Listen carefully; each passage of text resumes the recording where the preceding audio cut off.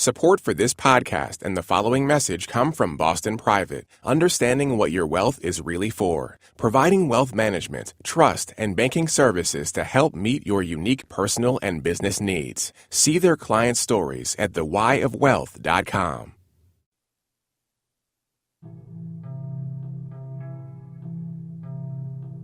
Every business I've started, I would count the months.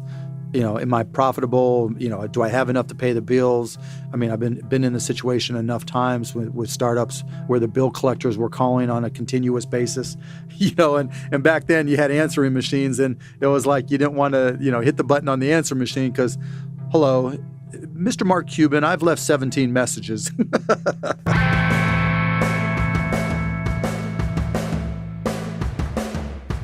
From NPR, it's How I Built This, a show about innovators, entrepreneurs, idealists, and the stories behind the movements they built. I'm Guy Raz, and on today's show, how Mark Cuban figured out that something called the internet was going to transform the economy, and how he turned that hunch into millions and then billions of dollars.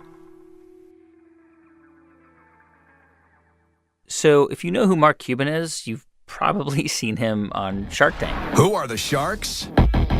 They're self-made millionaire and billionaire investors who are entrepreneurs themselves. And if you don't know the show, basically there's a panel of investors who are the sharks, and they hear a bunch of pitches from people who are trying to start a business. So do you like the idea, and would you want to see a net increase of 30 to 50% in your company? Again, what was my question to you? And when Mark Cuban is doing the judging, he can sometimes be kind of a jerk. Of course I liked the deal, which is why I offered you a chance to close it. You should just shut up and take the deal. Hallelujah. Instead of keep on selling. And you kept on trying to sell. Okay, so this is the Mark Cuban that many of us are familiar with. Self-made billionaire at age 40, owner of the Dallas Mavericks. But how he got to this point, here's the story. All right, so tell me who, what was Mark Cuban like the day he graduated from college? Like, paint that picture for me. I was a hustler. I was an entrepreneur. I didn't know. I remember making a list of potential industries I wanted to go into. You just wrote them down on a piece of paper? I wrote them down. Wow. Cable industry, technology, all these things that I thought would be up-and-coming industries, and I was just going to start applying for jobs until I got one. And my first job out of college was at Mellon Bank in Pittsburgh, which I kind of backed into because they thought I had my MBA, but I didn't. I had just taken all my MBA classes starting my freshman year at Indiana. Then they were kind of disappointed that I didn't quite have the chops that they expected. Yeah. So back then, banks were just going through the process of converting from paper systems to digital systems. So my job was to do systems integration or systems conversions. This is in the early 80s. Yes. And so that's where I got my introduction to computers, and really where I found that I really liked computers because I hadn't really taken it at Indiana. Yeah. And then I quit and went Why'd back. you quit? Just because I had no future there. It just wasn't for me. I just was not a good employee. But I tried to take initiative. I remember thinking to myself, I'm going to have an impact, and I'm going to try to do things differently to stand out. And I started writing a little newsletter. I'm thinking, while you were there? Yeah. While I was there, right? Yeah. It was just like, this is my mindset. I'm going to have an impact. I'm going to do what I think. You were a newsletter for other employees there at the bank? Yeah, other employees at the bank and employees of the bank and of the bank we were doing the conversion for. And it was lots of humor in it. And it was hysterical, if I have to say so. And then all of a sudden, it got back to my direct boss, who basically had just dismissed me once they found out I didn't have an MBA. And he just tore me a new one. Yeah. He just ripped me. And I'm like, okay, I don't belong here. Because he thought you were like this annoying upstart kid who was just kind of going over his head? Yeah, basically. He was like, who the hell do you think you are? And only he didn't use that nice a language. And oh, yeah, he just crushed me.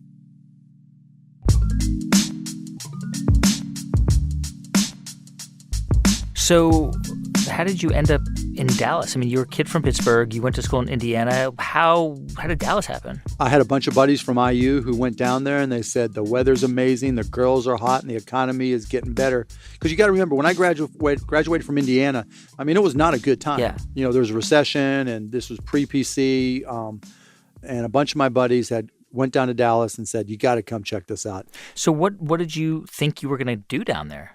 I had no idea. I figured worst case, I'd have fun. I started a bar my senior year in college, so I knew how to bartend.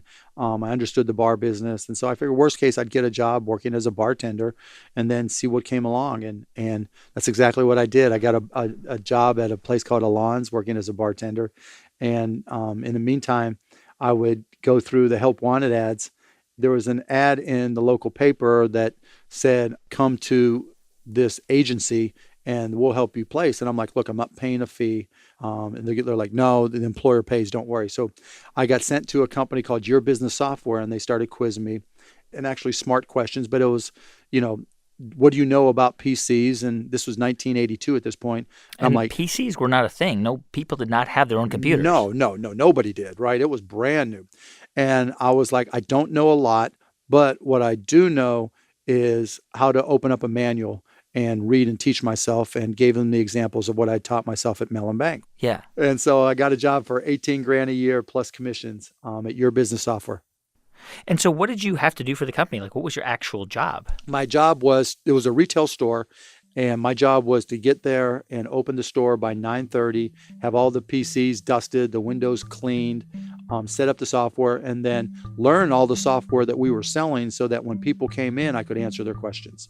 So you would just tinker and read the manual, and that's how you figured it out? That's how I taught myself everything. Yeah, because I couldn't afford. I actually tried to buy a TRS-80 from Radio Shack, and I didn't get approved for credit. I already had my Sears credit card and my Discover card taken and cut up.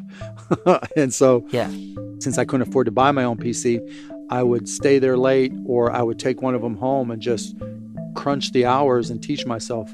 Were you a good salesman? I mean, did you like... Oh, are you kidding me? Yeah. I was the best. I crushed it. How were you the best? One of my strengths has always been being able to put myself in the shoes of any type of business. You got a shoe store? Okay, I understand how that works. You got a bank? I understand how that works. You got, an oil refinery? I'll figure out how that works. And so if I'm able to figure out how the business works and what makes it profitable, then I'm able to, figure out how to apply the software to solve a problem. And the thing about the industry back then was it was brand new to everybody. And that's what I would tell people. It was so new to everybody that if I put in the time to learn it, I could stay ahead of everybody. And new stuff was coming out every day. Not as much as you see today with apps and everything, but new stuff was coming out every day. And it wasn't that hard if I put in the time to keep up with it. So was that your plan, like to just keep working for this company or whatever company came along? No, my plan was, I knew I was not going to be an employee long term. You knew you were going to do your own thing. Oh, yeah. I mean, how did you know that? Just who I am, who I was my entire life. I mean, I read that you wanted to be rich from an early age. Yeah, I really did. But lots of kids want to be rich. There's a difference between wanting to be rich and then becoming rich. So what did you do as a kid? I just tried stuff. From packaging baseball cards when I was 9 or 10 years old and taking them down to the park and reselling them and marking them up, buying and selling stamps, selling garbage bags door to door, getting together a crew of kids and selling candies door to door. I mean, I remember thinking when I was 11 years old, literally looking out the window in our house thinking, if I hustled, I could move out of this house and take care of myself and pay my own bills. Whoa. 11.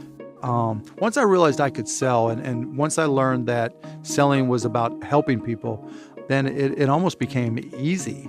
And then it was just a question of effort.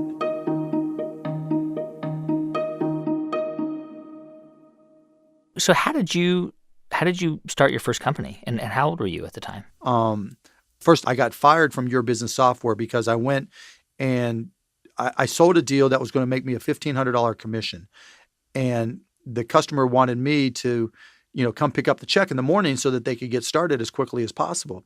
And so I said yes. And then I told my boss, look, this guy wants, Kevin wants me to come pick up the check now because they want to get started. He's like, no, you've got to open up the store. I'm like, I've got Barbara doing that. He goes, no, you got to open the store. And so I made the executive decision to go pick up the check thinking when I handed him the check, all would be okay. He fired me. So what'd you do? I took my commission. Because I was fired, I went and took some other customers I was working with and started a company called Micro Solutions. So describe what MicroSolutions what did it actually do? We're a systems integrator. So what does that mean? Yeah. What that means is we would take software and we would modify it to your particular business need, install it, and stay with it till it worked. So you were just doing this on your own? It was just you? I had a partner that helped do some software development, Martin Woodall, and he basically did our accounting. But more importantly, he was organized. He was anal as they come. His organizational skills is really what it really helped us, because I didn't have to worry about the accounting getting done, checks getting written, all that kind of stuff. How did you get people to hire you? Would you go door to door? Would you cold call? I would network. One success led to another. And so I went to a company called Architectural Lighting, who I'd been talking to.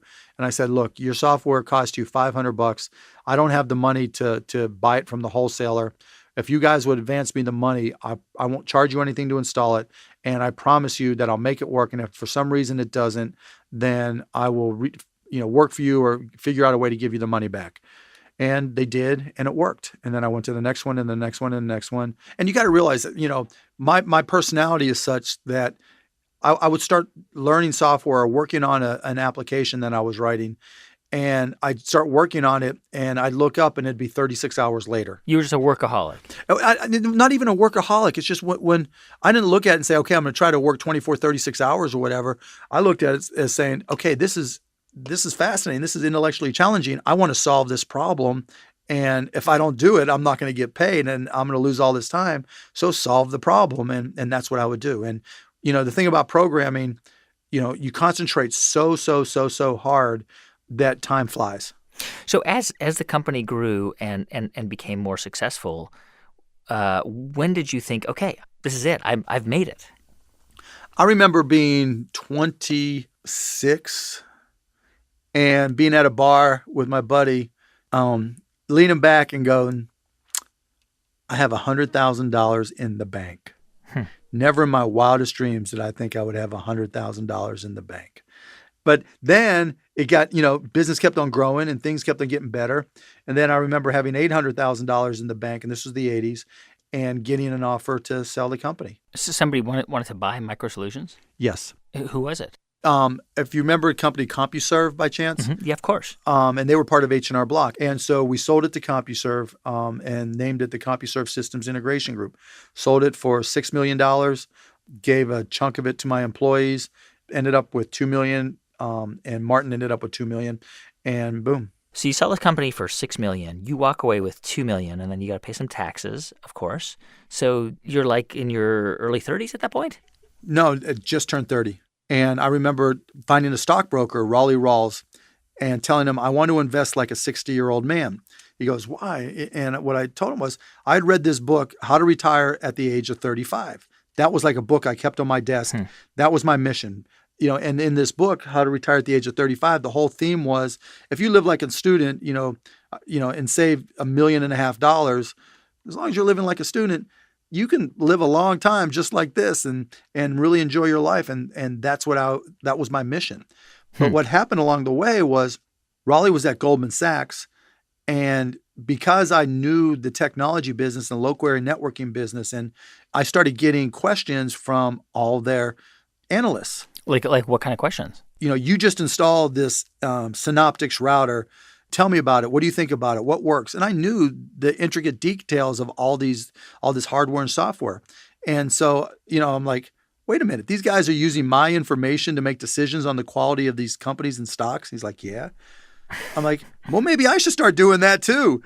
And so I started buying these stocks and selling stocks just based off of my knowledge of the companies and knowledge of the products. And I was killing it. I mean, literally, over the next 4 years, I made $20-some million. Just by buying and selling stocks with that $2 million? Yes. So, I'm assuming at this point you have nothing to worry about. Yeah, I had to worry about not screwing it up. Wait, you were still worried about screwing up at that point? Trust me, I had a healthy dose of fear. Every business I've started, I would count the months. Am I profitable? Do I have enough to pay the bills?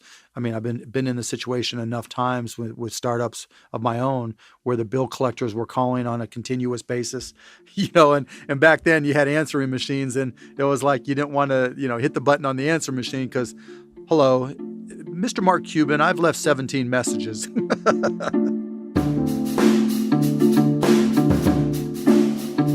Coming up in just a minute, how Mark Cuban figured out that audio on the internet was going to become a huge thing, and how that turned him from a millionaire into a billionaire. I'm Guy Raz, and you're listening to How I Built This from NPR.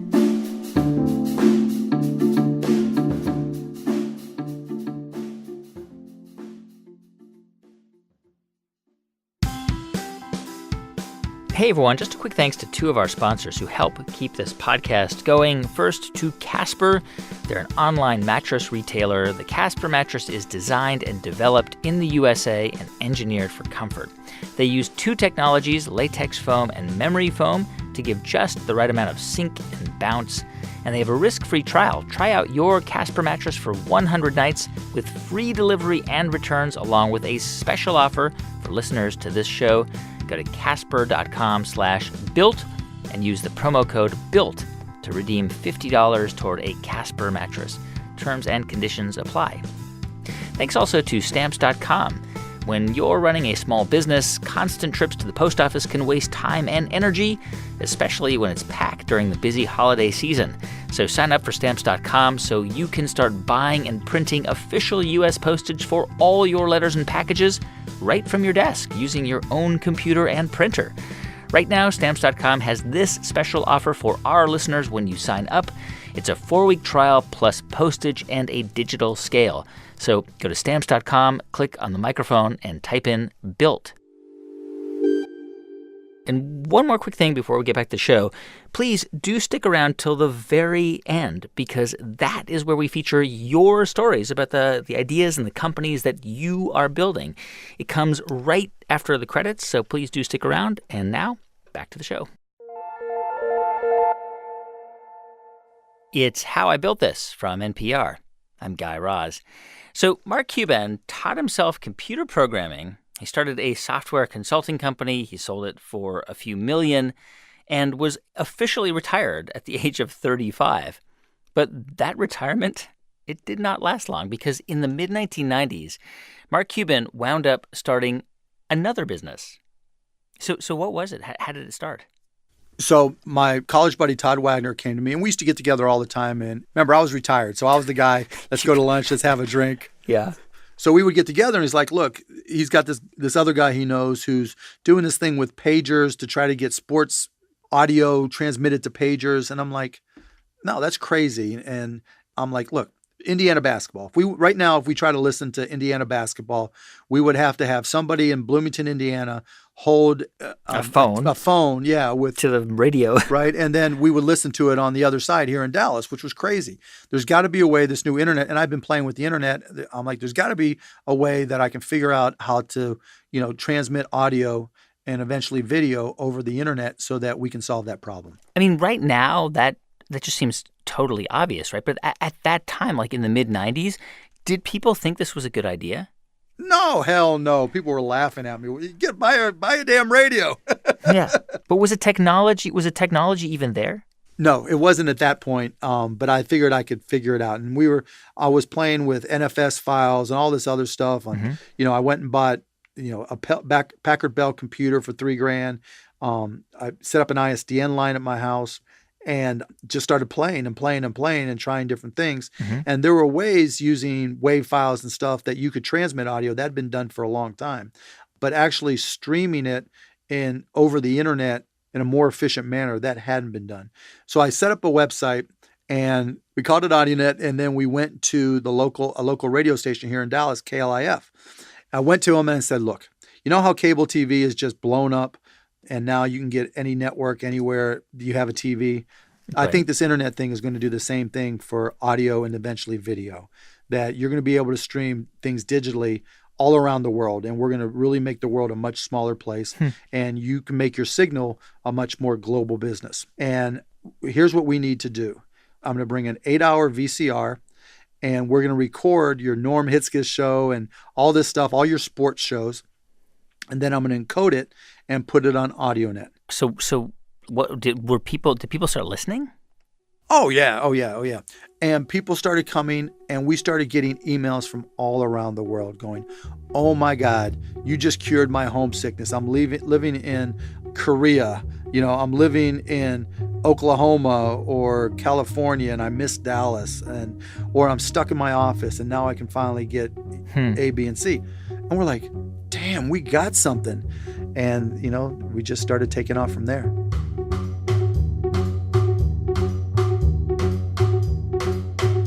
So this is kind of a weird question, but just to remind people, like, you are a multi-millionaire at this point. Like, you are sitting, like, burning the midnight oil, like sitting in front of a glowing screen night after night after night. Why? Why were you doing that? That's who I am, because I wanted to win, right? What does that mean, you wanted to win? What do you mean when you say that? I wanted to... Against what? Against who? Against you? Well, I knew streaming was the future. There was no doubt in my mind. And and that's who I was. I mean, I liked the idea of, people used to say I could see around corners. What's next? What's next? What's next? And there was no doubt in my mind that streaming was next. And I remember telling our employees, we're either going to be a multi-billion-dollar company or we're just going to be friends and it's going to be a big flame out. But streaming is going to be enormous, and we have a chance to own it. How were you making a profit? We wanted this. I failed on my monthly profitability goals. Yeah, because you weren't selling anything, right? No, we weren't at that point. No, but it was really obvious to me that this was going to be huge, enormous. If only just to reach offices, because there was no other way to get media at your desktop at work. You couldn't have a TV there, and most people couldn't have radios there, and so we were the media device, and people were putting media, PCs on every desktop, and you had the broadband bandwidth of corporations, and so it was a perfect storm for us. We just had to have the content, and so we just kept on growing and growing and growing. And so I went out and raised some money from friends. And it was like, what are we going to value this company at? We're like, well, the last company I sold after 7 years for $6 million, let's just cut that in half, $3 million. That'll be our valuation. And so we sold, 1% chunks for $30,000 to our friends. Well, when we sold the company, those $30,000 chunks were worth $22 million. You sold the company to Yahoo for how much? $5.7 billion in stock. Gotcha. Okay, so what percentage of the company did you own at that point when you sold it? 33%. In 1999? Yes. It actually closed in 2000. Okay, you are a billionaire at this point, and you're thinking, okay, now I'm going to retire? Yeah, kind of. Pretty much. And how did you start to think about buying the Dallas Mavericks? How did that come about? I didn't. How that came about was it was October or early November of 1999, and I'd been a Dallas Mavericks season ticket holder for a few years. And I remember going to the game, the start of the 99-2000 season, and it wasn't a sellout.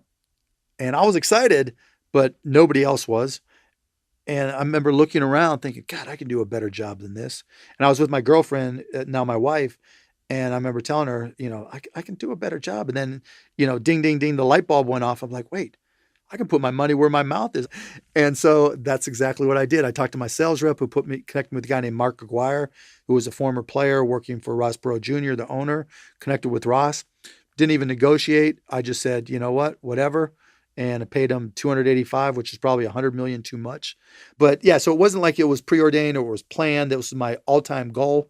I've always been a basketball junkie. I've always loved the game. I played pickup. I still play pickup. It's in my blood. And, it was just seemed like, why not? So wait, you say you paid $100 million too much for the team? Yeah.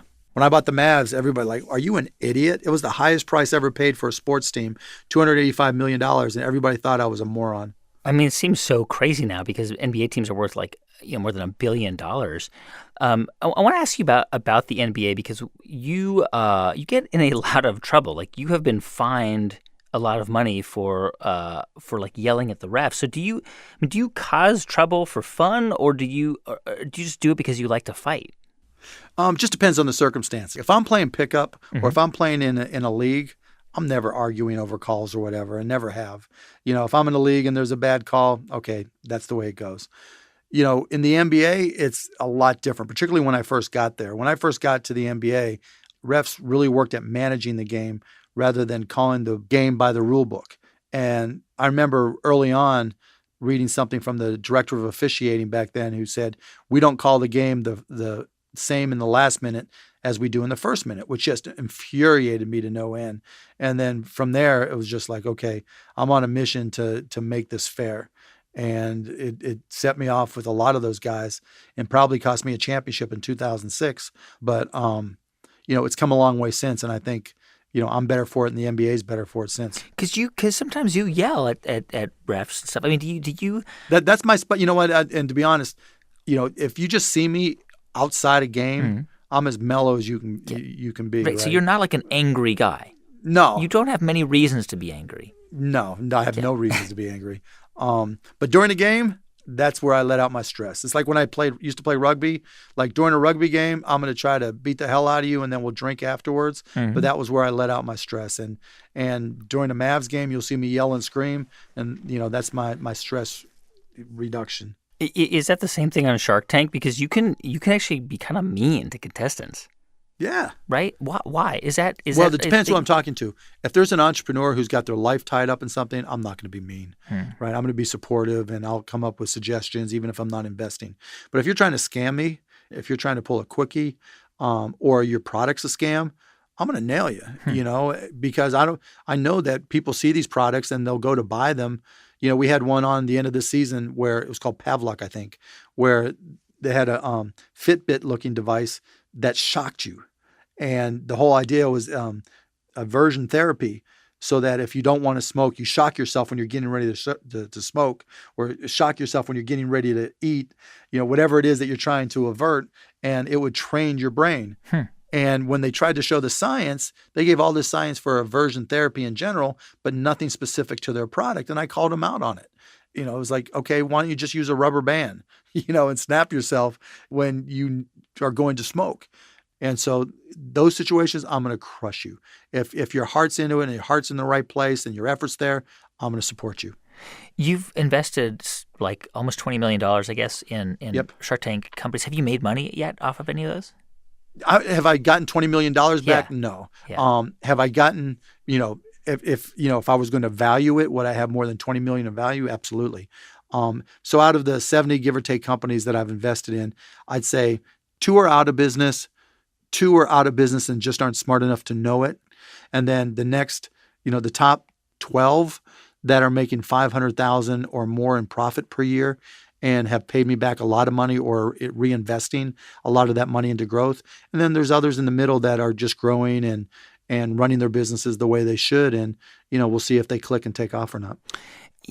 Mark, it's kind of amazing because unlike other people who've been on the show, it doesn't seem like becoming a billionaire was weird to you. Like all of a sudden you're, Oh, no, it was weird. Trust me. It was weird. How was it weird? It is so much money. To this day, it weirds me out.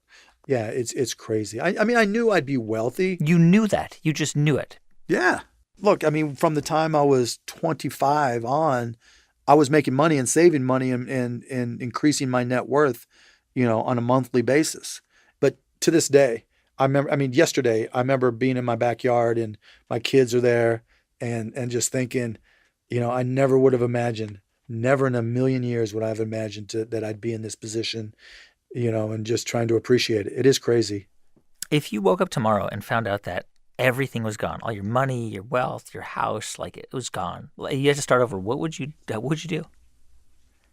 I'd get a job as a bartender at night and a sales job during the day and start working. And probably make some of it back, do you think? Yeah. Could I be a billionaire? To be a billionaire, you got to get lucky, right? I started my company, at a time when the stock market was going nuts. And that was my luck.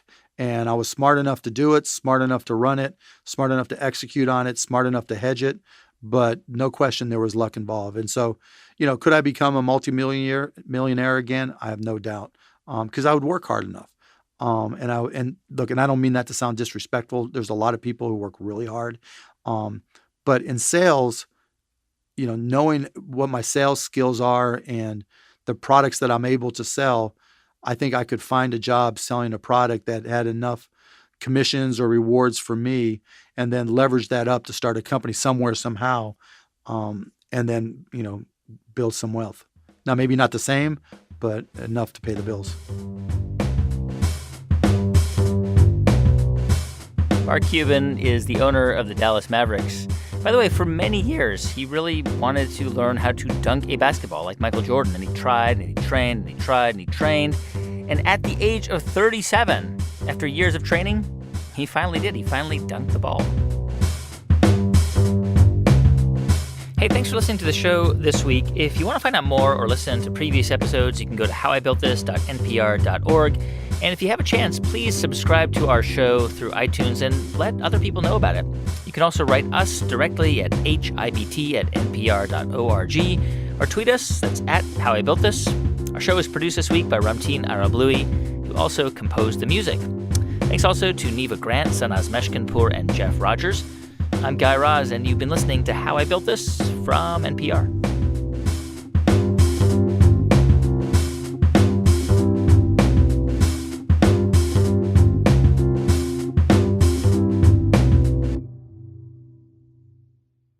Hey, thanks for sticking around to the very end of the show, because this is the part of the show where we've been hearing from you guys about the companies and ideas that you're building.